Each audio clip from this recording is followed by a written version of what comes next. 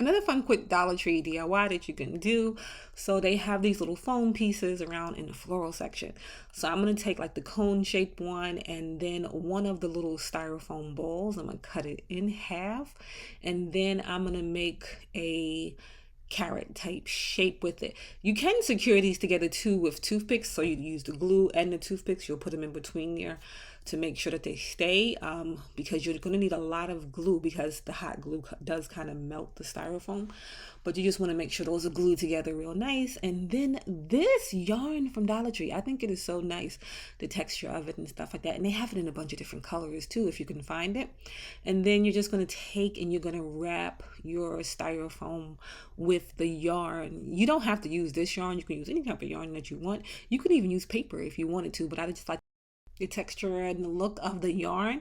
But like I said, they do have different options for you to use, but I'm just going to wrap that around. I'm going to glue it at the beginning.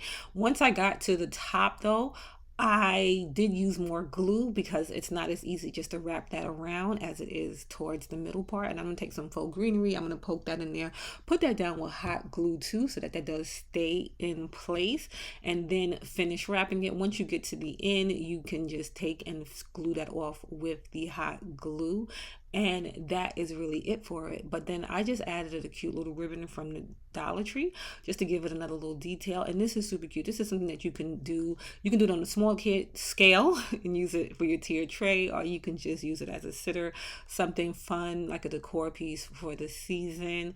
But you can have a lot of fun with those styrofoam pieces from Dollar Tree and the yarn and make some really nice stuff.